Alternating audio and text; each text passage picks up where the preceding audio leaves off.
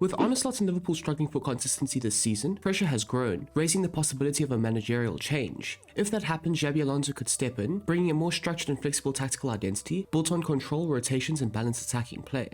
The new system could mirror how Xabi Alonso set up his Bayer Leverkusen side, but it will be adapted to Liverpool's current squad. A 3-4-1-2 shape could be likely used, maintaining much of its structure and possession, with the back three holding a deeper line, while one of the centre-backs shifts wider to cover the space left by the wing-back. The wide players will have key roles, providing width and attacking threats, using their pace to advance into dangerous areas, deliver crosses, or make runs into the box. In central midfield, the double pivot is split in responsibility, as one player will hold their position to provide stability, whilst the other player has the freedom to contribute across all phases, supporting both build-up and attacks. Ahead of them, the number 10 becomes the focal point of creativity, with the system flowing through him as he drifts between the central and half spaces. The front two then offer complementary movements, with one striker dropping deeper to link play and creates overloads, while the other balances supporting build-up and leading the line, ensuring a constant presence in advanced areas.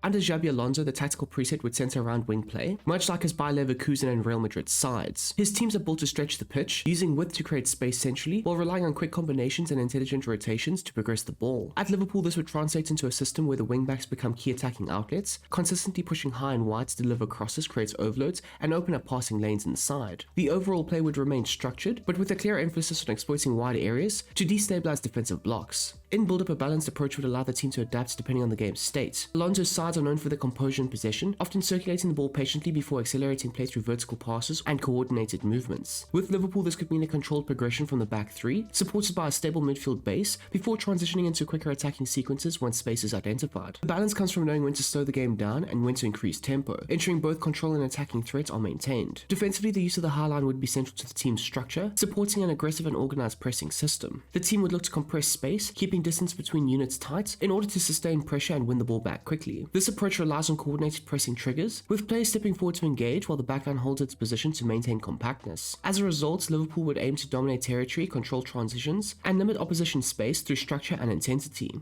In goal, Georgi Mamardashvili would operate as a sweeper keeper with a build-up focus, acting as an extra outfield option to support circulation from the back. He'd look to position himself high to offer passing angles in order to help bypass the first line of pressure. His composure on the ball would allow the team to play out confidently, while his awareness would enable him to sweep up danger behind the high defensive line. This role is key in maintaining control and supporting Alonso's possession-based structure. The backline of Joe Gomez, Virgil van Dijk and Giovanni Leone would provide a balanced defensive foundation. Gomez, as a build-up ball-playing defender, focuses on progressing possession through carries and forward passes, while stepping into space to break lines. Van Dijk, as a defensive ball-playing defender, anchors the back line with strong positioning and leadership, prioritizing defensive security while still contributing to controlled distribution. Leone, as a wide support defender, operates slightly wider, where he would look to cover the channels and support the wing-back, while also stepping forward where needed to aid in progression. Across the midfield four, there's Milos Kerkez, Dominic Szoboszlai, Ryan Gravenberch and Jeremy Frimpong, who would look to bring both balance and dynamism. Kerkez, as a wide midfielder on support, would provide consistent forward runs, where he could look to help stretch the pitch while consistently tracking back defensively. Szoboszlai would operate as a balanced box-to-box midfielder, contributing in all phases with his energy, late runs and ability to link play. Gravenberch, is a defensive deep-lying playmaker, would look to hold his position in order to dictate tempo and provide stability. This is where he could help recycle possession and shield the defense. As for Frimpong on the right, he'd be played as a balanced inside forward, as he would offer directness and penetration, cutting inside from the wide areas, while also combining with teammates to create attacking overloads. In advanced midfield, Florian Wirtz acts as the orchestrator in a roaming playmaker role. He would be given the freedom to drift across central and half spaces, constantly looking to receive the ball in dangerous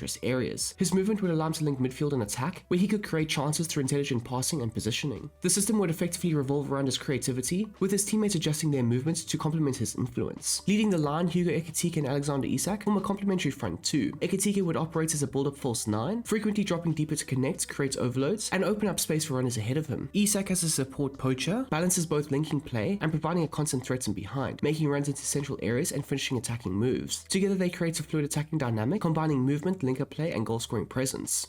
With Liverpool looking to fully implement Xabi Alonso's system, reinforcements will be crucial, specifically in defense and attack to match the demands of the structure. The current squad has a strong foundation, but the intensity, depth and tactical flexibility required means additional profiles are needed in order to execute the system consistently across a full season. Defensively, Liverpool are targeting more centre-back depth to support a back three system, with links to Nico Schlotterbeck, Luttrell Getruda, Castello Lukeba, Luka Vuskovic, Maxime Lacroix, and Pierre Kalulu. These players offer a mix of ball-playing ability, athleticism and defensive awareness, which are key traits to operating in a high line line and contributing to build-up play. Their profiles align well with Alonso's preference for defenders who are comfortable both progressing possession and defending large spaces. Further forward, the club are exploring attacking additions, with names like Michael Olise, Yan Diomande, Francisco Conceição, and Junior Krupi all being linked. These players would add creativity, flair, and depth in advanced areas, fitting the need for dynamic attackers who can operate in wide and central roles. Their versatility would be particularly valuable to Alonso's system, where fluid movements and positional rotations are essential to creating and sustaining attacking threats.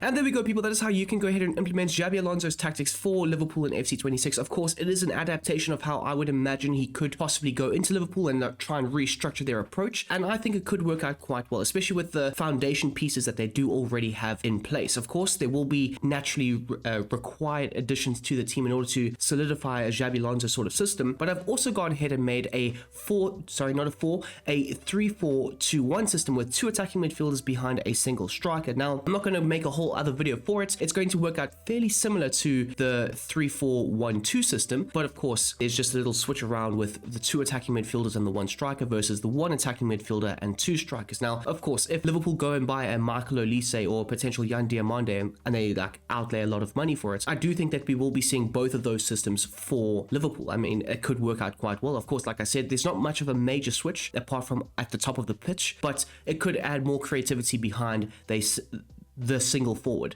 I can't even speak. So it could be quite cool. Of course, that is 2 sets of tactics in one video. So I do hope you guys do enjoy both of them. And yeah, for anybody who is looking for any extra content, be sure to check out the Brom Squad Gaming Patreon. The link for that is down below in the description. It's just extra stuff that I go ahead and create on that platform. Things like niche tactics, like tactics extensions. So for players that I don't necessarily mention in a lot of the tactics videos, I will make a second video over on Patreon for those who are looking for that exclusive extra content. And I also tend to make retro tactics, again, I can't speak, but I make retro tactics also on that platform. So if you are looking for it, or if you are looking for the extra content, be sure to check it out. And for those who are already supporting me on that platform, I just want to say a big thank you to each and every one of you guys. It means the absolute most that you guys are out here supporting me on 2 different platforms, and I hope to try and provide you guys with the best possible extra and additive content that I possibly can provide. Now, lastly, if you're looking for any footballing chats and conversations that could be around real life football or potentially FC, and of course the tactics and all that stuff that comes with it, be sure to check out the Brom Squad Gaming Discord, where we chat about all that stuff on a frequent and regular basis. And the link for that is also down below in the description. So anyways, people, I'm not going to waffle anymore. I've got this whole video to try and edit and get out to you guys. And I hope you have a smashing goddamn day. So I'm out of here. Peace.